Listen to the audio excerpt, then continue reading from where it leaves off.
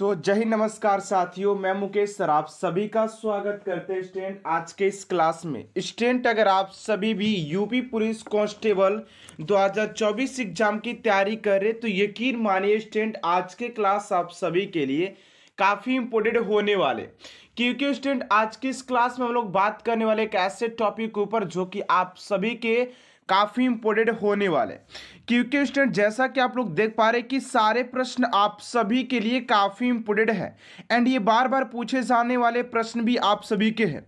ये सारे जो प्रश्न आप सभी के 100 MCQ जो सिलेक्टेड लिया गया वो सारे प्रश्न आप सभी के एग्जाम ओरिएंटेड है। और मैं दावा करता हूँ स्टूडेंट कि अगर आपने इस क्लास को अच्छे तरीके से अटेंड कर लिया तो आप सभी के 2 से 3 नंबर और तो कंफर्म होने वाले एग्जाम में, ठीक है ना, क्योंकि बार बार पूछे जाने वाले प्रश्नों का ही संग्रह इस क्लास के अंदर लिया गया। तो आप सभी से एक छोटा सा रिक्वेस्ट है कि क्लास को एंड तक आप सभी जरूर देखिएगा। चलिए यहां पर बात करते हैं स्टूडेंट आप सभी के पहले प्रश्न की ओर कि पहला प्रश्न क्या है। देखिए सारे प्रश्न आप सभी के वन लाइनर मैंने लाए, क्योंकि 100 क्वेश्चन कराने में अगर मैंने ऑब्जेक्टिव अगर उसको ऑप्शन वाइज कराता तो मुझको बहुत ज़्यादा समय लग जाता, लेकिन अगर मैं अगर वन लाइनर कराता हूं तो मुझे बहुत ही कम समय में अधिक क्वेश्चन करा पाऊंगा, जो कि आप सभी के लिए काफ़ी इंपॉर्टेंट रहेगा, एग्जाम ओरिएंटेड रहेगा, ठीक है ना। चलिए तो पहला प्रश्न आप सभी का कि उत्तर प्रदेश के मुख्यमंत्री कौन है। तो उत्तर प्रदेश के मुख्यमंत्री की बात करें तो श्री योगी आदित्यनाथ जी हो जाएंगे। श्री योगी आदित्यनाथ जी उत्तर प्रदेश के मुख्यमंत्री हो जाएंगे।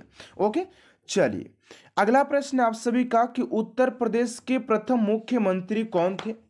उत्तर प्रदेश के प्रथम मुख्यमंत्री की बात करते हैं तो श्री गोविंद वल्लभ पंत जी। आप सभी को सिंपली कुछ नहीं करना, स्क्रीनशॉट लेना है तो ले सकते हैं, नहीं तो ध्यान से बस सुनिए क्लास को। अगर आप सिर्फ माइंड फोकस कर अगर ध्यान से भी इस क्लास को सुनते तो आप सभी को फिर भी याद हो जाएगा, ठीक है। उत्तर प्रदेश में कितने जिले हैं। तो उत्तर प्रदेश में 75 जिलों की संख्या कितना हो जाएगा, 75 हो जाएगा। ये सारे प्रश्न आपसे के बार बार पूछे जाते हैं, ठीक है ना। अगला प्रश्न है कि उत्तर प्रदेश का राजकीय पक्षी। तो उत्तर प्रदेश के राजकीय पक्षी की बात करें तो सारस हो जाती है। कौन सी हो जाती है, तो सारस आप सभी का राइट आंसर हो जाएगा। Got it. चलिए अगला प्रश्न आप सभी का यहाँ पर 5 नंबर ध्यान दीजिएगा। करेक्ट, उत्तर प्रदेश की जनसंख्या कितनी है। तो उत्तर प्रदेश के स्टूडेंट अगर हम लोग जनसंख्या की बात करते हैं, अगर हम लोग उत्तर प्रदेश की जनसंख्या की अगर हम लोग बात करते हैं स्टूडेंट कि उत्तर प्रदेश की जनसंख्या कितनी है, तो 20.42 करोड़ हो जाएगा, 20.42 करोड़ हो जाएगा, ठीक है ना।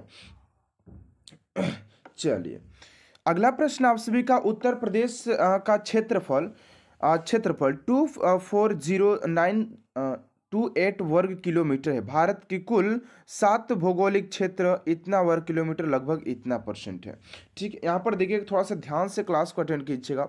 उत्तर प्रदेश का क्षेत्रफल की दृष्टि से भारत में स्थान चौथा। उत्तरफल के अगर उत्तर का क्षेत्रफल की दृष्टि से अगर बात करें, अगर बात किया जाए यहाँ पर। चलिए अगले प्रश्न को और बात करते हैं आप सभी का 9 नंबर प्रश्न है कि उत्तर प्रदेश की सीमावर्ती देश है। तो उत्तर प्रदेश के सीमावर्ती देश कहने का मतलब कि ऐसा कौन सा देश है जो उत्तर प्रदेश से रिलेटेड है, संबंधित है, बटा हुआ है। तो ये प्रश्न आप चलिए अगले प्रश्न को और बात करते हैं स्टूडेंट आप सभी का 10 नंबर प्रश्न यहाँ पर पूछा जा रहा है कि उत्तर प्रदेश का सीमावर्ती राज्य कौन कौन सा है। अब वहां पर तो हम लोगों ने देश देखा कि ये कौन कौन सा देश आप सभी के सीमावर्ती हो जाएगा उत्तर प्रदेश का, तो आप सभी का नेपाल था, लेकिन यहाँ पर आप सभी से पूछा गया है कि उत्तर प्रदेश के सीमावर्ती राज्य कौन कौन सा है। तो ध्यान से अटेंड कीजिएगा। उत्तर प्रदेश, हिमाचल प्रदेश, हरियाणा, राजस्थान, मध्य प्रदेश, छत्तीसगढ़, झारखंड, बिहार एवं केंद्र शासित प्रदेश दिल्ली, ये सारे क्या आ जाएंगे, उत्तर प्रदेश के सीमावर्ती राज्य हो जाएंगे। ओके, चलिए अगला प्रश्न आपसे का 11 नंबर की उत्तर प्रदेश की सीमा 8 राज्यों और 1 केंद्र शासित को स्पर्श करती है। सर्वाधिक राज्यों को स्पर्श करने वाला जिला सोनभद्र है। चलिए अगला प्रश्न यहाँ पर देखिएगा 12 नंबर प्रश्न क्या पूछा गया आप सभी से, करें कि प्रमुख नदियां, उत्तर प्रदेश के अगर प्रमुख नदियों की बात करते हैं तो गंगा, यमुना, गोदावरी, गोमती, रामगंगा, केन, बेतवा और घाघरा हो जाएगा। और क्या हो जाएगा? घाघरा हो जाएगा। चलिए मौसम की बात कर लेते हैं उत्तर प्रदेश की। तो ग्रीष्म ऋतु मार्च से जून तक रहता है। ग्रीष्म ऋतु आप सभी के मार्च से जून तक। वर्षा ऋतु मध्य जून से सितंबर तक। और शीत ऋतु की बात करें अक्टूबर से फरवरी तक रहता है। ये तो थोड़ा सा ना एकदम डीपली जो नॉलेज होता है ना, वो सारे नॉलेज में यहाँ पर आप सभी को देने वाला हूँ कि जो थोड़ा सा और नॉलेज जो आप सभी को लेना चाहिए वो सारे नॉलेज इस क्लास के अंदर है। सर्वाधिक वर्षा उत्तर प्रदेश के कौन से जिले में या कौन सा शहर में अत्यधिक वर्षा होता है? तो आप सी के गोरखपुर है। गोरखपुर में अत्यधिक वर्षा होता है। और सबसे कम वर्षा की बात करें तो मथुरा में हो जाता है। मथुरा में सबसे कम वर्षा देखने को मिलता है। चलिए अगला प्रश्न है उसी का 16 नंबर कि राज्य की राजधानी, उत्तर प्रदेश राज्य की राजधानी कहाँ पर है? तो लखनऊ है। उत्तर प्रदेश का लखनऊ हो जाएगा। उत्तर प्रदेश के राज्यपाल आनंदीबेन पटेल हो जाएंगे, आप सभी को पता होगा, ठीक है ना। और अगले प्रश्न की ओर बात करते हुए स्टूडेंट, आप उससे पहले आप सभी से एक छोटा सा रिक्वेस्ट है कि अभी तक आपसे मेरे चैनल को सब्सक्राइब नहीं किए तो प्लीज़ स्टूडेंट चैनल को सब्सक्राइब कर साथ साथ बेल आइकन को प्रेस कर दीजिएगा ताकि ऐसा मोस्ट इंपोर्टेंट क्लास स्टूडेंट आप तक सबसे जल्द पहुंचते रहे। देखिए 18 नंबर प्रश्न को उत्तर प्रदेश के प्रथम राज्यपाल कौन है? तो उत्तर प्रदेश के प्रथम राज्यपाल की बात करते हैं तो सर हेनरी ग्राहम हेग हो जाएंगे। सर हैग्री ग्राहम हेग हो जाएंगे, ठीक है ना। अगला प्रश्न है आपसी का 19 नंबर को उत्तर प्रदेश उच्च न्यायालय के मुख्य न्यायाधीश कौन है? तो श्री संजय यादव हो जाएंगे। श्री संजय यादव आप सभी का राइट आंसर हो जाएंगे। चलिए अगला है आपसी का 20 नंबर को उत्तर प्रदेश उच्च न्यायालय के प्रथम मुख्य न्यायाधीश कौन है? उत्तर प्रदेश उच्च न्यायालय के प्रथम मुख्य न्यायाधीश कौन है? तो वाल्टेर मार्गेन हो जाएंगे। वाल्टेर मार्गेन हो जाएंगे आप सभी का राइट आंसर। चलिए अगला प्रश्न 21 नंबर की उत्तर प्रदेश उच्च न्यायालय की स्थापना कितने में हुआ था? उत्तर प्रदेश के जो भी उच्च न्यायालय है उसकी स्थापना कब किया गया था? तो 1866 में उसकी स्थापना किया गया था। अगला प्रश्न उत्तर प्रदेश का उच्च न्यायालय इस्लामाबाद उच्च न्यायालय है। उत्तर प्रदेश के अगर उच्च न्यायालय की बात करते तो इस्लामाबाद उच्च न्यायालय हो जाएगा, ठीक है ना। 23 नंबर है कि राज्य का राजकीय पशु कौन है? उत्तर प्रदेश के राज्य की अगर राजकीय पशु की बात करें तो आप सभी के बारहसिंघा हो जाएगा। और अगर बात किया जाए यहाँ पर बारहसिंघा आप सभी का राइट आंसर हो जाएगा। अगला प्रश्न 24 नंबर की उत्तर प्रदेश को सर्वाधिक स्पर्श करता है। मध्य प्रदेश, छत्तीसगढ़, झारखंड एवं बिहार उत्तर प्रदेश को अत्यधिक स्पर्श करने वाले राज्य हो जाते हैं। चलिए अगला प्रश्न 25 नंबर के उत्तर प्रदेश का सबसे छोटा जिला कौन सा है? तो उत्तर प्रदेश के सबसे छोटे जिले की बात करते हैं, स्मॉलेस्ट बात करते हैं आपसे का, तो डिस्ट्रिक्ट का यहाँ पर हो जाएगा भदोही हो जाएगा। उत्तर प्रदेश के सबसे बड़े जिले की बात करें, क्षेत्रफल की दृष्टि से बात की जा रही है, इस बात को भी ध्यान दीजिएगा कि क्षेत्रफल की दृष्टि से, जनसंख्या की दृष्टि से और घनत्व की दृष्टि से वो सारे अलग अलग हो जाएंगे। तो यहाँ पर हम लोग क्षेत्रफल की दृष्टि से सबसे बड़े जिले की बात की जाए उत्तर प्रदेश में तो कुशीनगर हो जाएगा। उत्तर प्रदेश का सबसे छोटा जिला जनसंख्या की दृष्टि से तो शामली हो जाएगा। कौन सा? शामली हो जाएगा। यहाँ पर उत्तर प्रदेश का सबसे बड़ा जिला जनसंख्या की दृष्टि से प्रयागराज हो जाएगा। कौन सा हो जाएगा आप सभी का? प्रयागराज इज राइट आंसर हो जाएगा। चलिए अगला 29 नंबर की उत्तर प्रदेश की साक्षरता प्रतिशत आप सभी का 67.7% हो जाएगा, ठीक है ना। यहाँ पर देखिए अगला प्रश्न है 30 नंबर आप सभी का, यहाँ पर देखिए 30 नंबर की उत्तर प्रदेश की पुरुष साक्षरता प्रतिशत कितना हो जाएगा? तो 77.3% हो जाएगा। कितना हो जाएगा आप सभी का? तो 77.3% हो जाएगा। ओके चलिए अगला प्रश्न है कि साक्षरता दर के मामले में उत्तर प्रदेश का स्थान 28वां है। यानी कि यहाँ पर आपसे इसे स्टूडेंट पूछा जा रहा है कि साक्षरता दर के मामले में उत्तर प्रदेश का स्थान कितने स्थान पर आ जाता है? उत्तर प्रदेश किसने स्थान पर आता है? तो 28वां स्थान पर आ जाएगा, यानी कि 28वां स्थान उसी का हो जाएगा। ओके अगला प्रश्न है उत्तर प्रदेश की महिला साक्षरता प्रतिशत क्या है? उत्तर प्रदेश की महिला साक्षरता प्रतिशत क्या है? तो 57.2% हो जाएगा। अगला प्रश्न है 33 नंबर की, सबसे अधिक महिला साक्षरता वाला जिला कौन सा है? तो श्रावस्ती हो जाएगा, ठीक है ना। चलिए, और वही ये स्थान है जहां पर गौतम बुद्ध ने अपना उपदेश बहुत अधिक दिया था। अगला प्रश्न है कि सबसे कम महिला साक्षरता वाला जिला कौन सा है? तो आप सभी के सबसे कम महिला साक्षरता वाला जिला के बात किया जाए तो कानपुर हो जाएगा। अगला प्रश्न है कि महिला साक्षरता में राज्य का स्थान बात किया जाए तो 28वां स्थान हो जाएगा। अगला प्रश्न है कि उत्तर प्रदेश की सबसे अधिक साक्षरता प्रतिशत वाला जिला कौन सा है? तो गौतम बुद्ध नगर 80.1% हो जाए, यानी कि 80.1% हो जाएगा। अगला प्रश्न है कि उत्तर प्रदेश के सबसे कम साक्षरता प्रतिशत वाला जिला कौन सा है? तो आपसी के श्रावस्ती हो जाएगा, 46.7% हो जाएगा।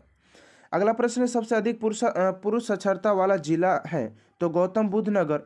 अगला है कि सबसे कम पुरुष साक्षरता वाला जिला कौन सा है? तो श्रावस्ती हो जाएगा। यहाँ पर देखिए, ये काफी इंपोर्टेंट प्रश्न है कि राज्य की ये लोक नृत्य, उत्तर प्रदेश के राज्य के लोक नृत्य की बात करते हैं तो नौटंकी, रासलीला, कजरी, झोरा, छापेली तथा जैता हो जाएगा। लोकसभा सीटों की संख्या की बात करें तो 80 हो जाएगा। आपसी को उत्तर प्रदेश में लोकसभा सीटों की संख्या की बात करें तो 80 हो जाएगा। उसके बाद दोस्तों राज्यसभा सीटों की संख्या की बात करें तो 31, विधानसभा सीटों की संख्या की बात करें तो 404 हो जाएगा, ठीक है ना। चलिए, अगला आप सभी का कि उत्तर प्रदेश में सर्वाधिक अति संघन वन क्षेत्र लखीम खीरी जिले में है, लखीम खीरी जिले में हो जाएगा, ठीक है ना। यहाँ पर ये इंपोर्टेंट पॉइंट थोड़ा सा इसको पढ़ लीजिएगा आप सभी। अगला प्रश्न है कागज का प्रमुख केंद्र आप सभी के सहारनपुर हो जाएगा। अगर उत्तर प्रदेश में कागज के केंद्र की बात करें तो सहारनपुर हो जाएगा। बीड़ी, चीनी के खिलौने मिर्जापुर, झांसी, शानपुर, बरेली हो जाएगा। अगला प्रश्न आपसी का यहाँ पर देखिएगा 47 नंबर है कि प्राथमिक विश्वविद्यालय इलाहाबाद विश्वविद्यालय जिसकी स्थापना 1887 में किया गया था, 1887 में, ठीक है ना।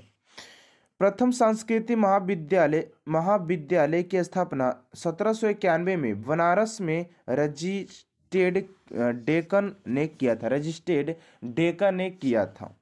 ओके, चलिए, अगला प्रश्न है उत्तर प्रदेश के प्रथम विधानसभा अध्यक्ष श्री पुरुषोत्तम दास टंडन है। यहाँ पर उत्तर प्रदेश के प्रथम विधानसभा अध्यक्ष की बात करें तो श्री पुरुषोत्तम दास टंडन हो जाएंगे।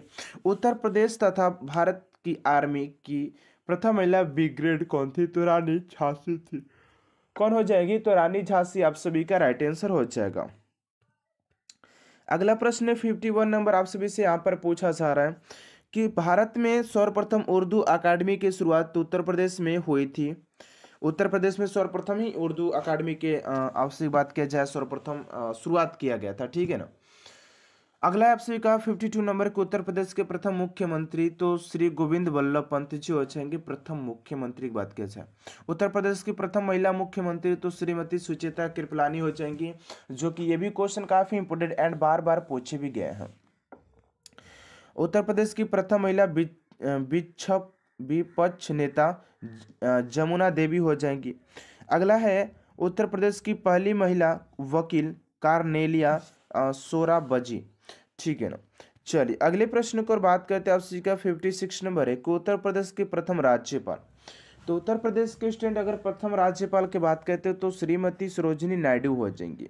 श्रीमती सरोजिनी नायडू आप सभी का राइट आंसर हो जाएगा। अगला प्रश्न है कि उत्तर प्रदेश के प्रथम महिला राज्यपाल तो श्रीमती सरोजिनी नायडू ही हो जाएंगे। उत्तर प्रदेश की प्रथम महिला मुख्य न्यायाधीश तो सर वाल्टर मॉर्गन हो जाएंगे। अगला है आप सभी का 69 नंबर की कनौज की लड़ाई में शेर शाह सूरी द्वारा हुमायूं को पराजित किया गया था 1540 में। कितने में? 1540 में।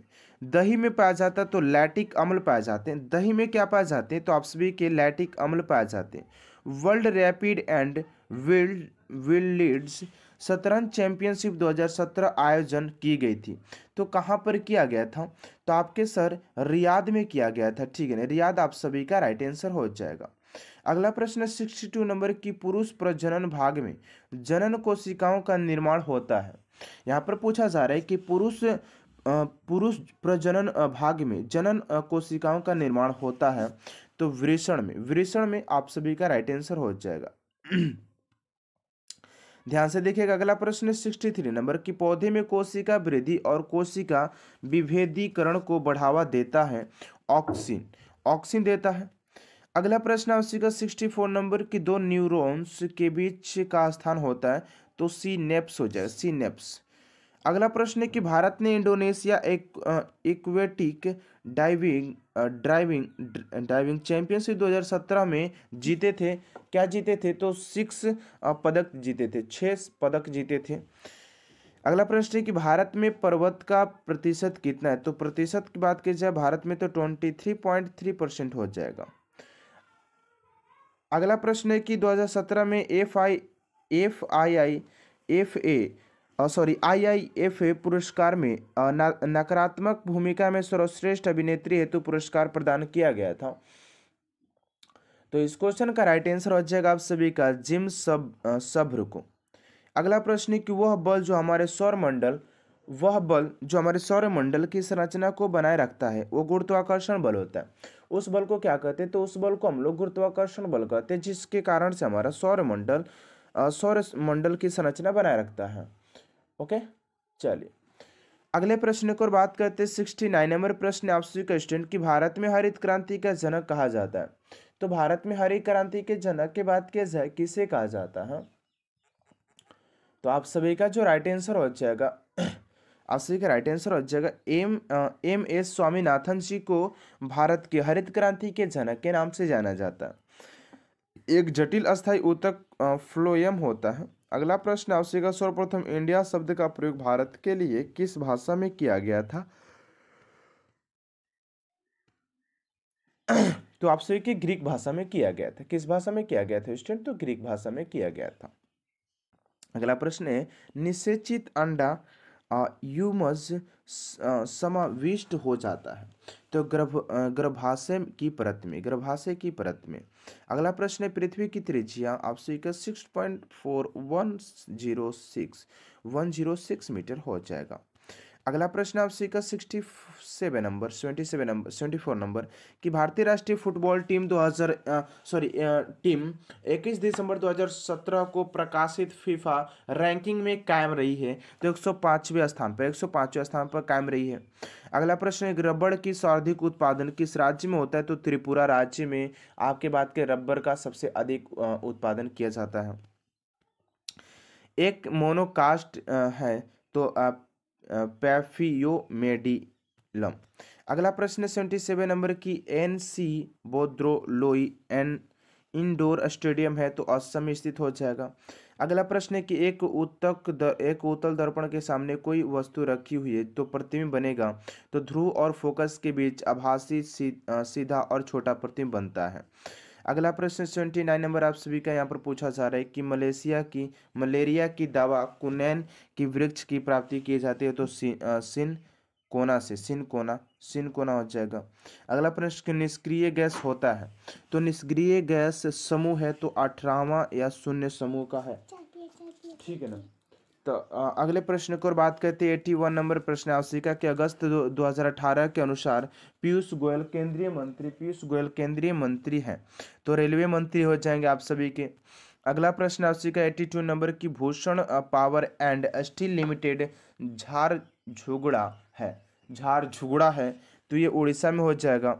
अगला है कि LPG का मुख्य घटक है तो आपसे के ब्यूटेन हो जाएंगे LPG के। अगला प्रश्न है कि बृहदेश्वर मंदिर बनाया गया था तो राजा चोल प्रथम द्वारा ये मंदिर का निर्माण किया गया था। अगला प्रश्न 85 नंबर की 2021 में पहली बार पुरुष विश्व बॉक्सिंग चैंपियनशिप की मेजबानी करेगा तो भारत किया था। देखिए ये सारे 2021, 2022, 2018 के जो प्रश्न आपसे देखने को मिले हैं ना जी, ये सारे प्रश्न आपसे के एग्जाम में पूछे गए हैं, ठीक है ना। और आप लोग के जब भी स्पोर्ट्स से अगर प्रश्न पूछेगा तो आपसे कि ये नहीं कि 2024 के एग्जाम दिया जा रहा है तो 2024 का ही पूछेगा, ऐसा बात नहीं। आपसे कि थोड़ा सा हटकर भी प्रश्न पूछ सकता है, साल भर आगे या साल भर पीछे हो जाए, ठीक है। तो इस बात पर भी आप लोग ध्यान दीजिएगा। अगला प्रश्न है कि हाल ही में 2018 में वित्त मंत्री ने चुनावी बैंड की घोषणा की है, ये बांड खरीदने जा रहा है तो State Bank of India brand. काली मिट्टी की प्रवृत्ति कैसी होती है? तो अम्लीय होती है।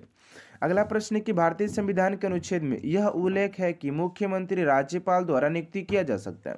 तो अनुच्छेद 164 में, ठीक है ना, आपसी का 164 हो जाएगा। अगले प्रश्न को और बात करते हैं आपसे का 89 नंबर प्रश्न है कि बीजू जनता दल क्षेत्रीय राजनीति पार्टी है, तो उड़ीसा राज्य की हो जाएगी। प्रकृति में मुक्त तत्व के रूप में पाया जाता है, तो एज यानी कि आर्गन पाया जाता है। अगला प्रश्न है कि भारत का कुल क्षेत्रफल कितना है, तो आपसी का इतना आपसी के भारत के कुल क्षेत्रफल हो जाएगा 3297263 हो जाएगा।